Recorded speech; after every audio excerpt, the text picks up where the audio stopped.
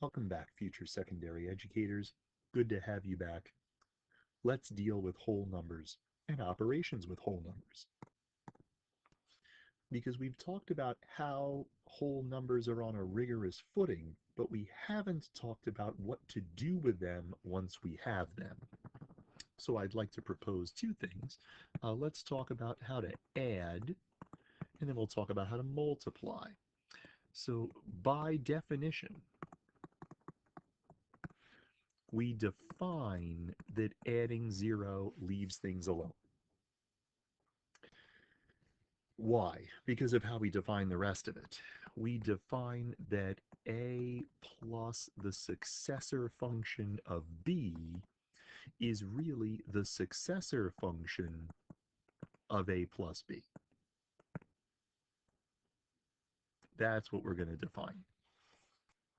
And because 0 is not the output from the successor function for any input, we have to define this separately from that.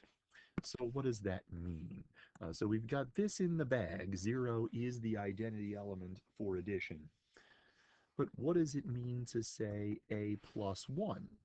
Well, a plus 1 is defined as a plus the successor function of 0, which is the successor function of a plus 0, which is the successor function of a, which is exactly what we wanted the successor function to do, to spit out the next whole number.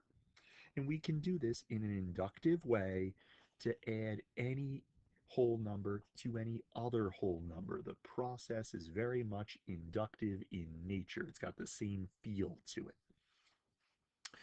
Multiplication.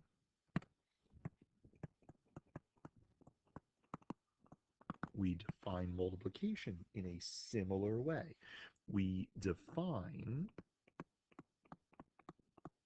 that n times 0 is 0, and we define that n times s of m is n plus n times m.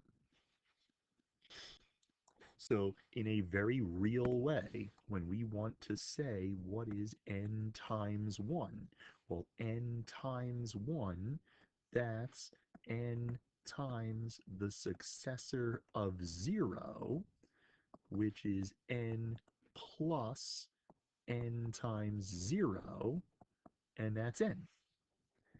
And we can do this to multiply by any whole number in a very inductive way. So all of the operations that you're used to can be dealt with in this way. Once you have adding and multiplying, you have pretty much everything you need. But that's the basic idea. We can add, we can multiply, we can generate any sum, any product that we like, and it's on a more firm foundation because we've gone back to a rigorous beginning. That's all I want to say about the whole numbers. Next up, we'll talk about the integers.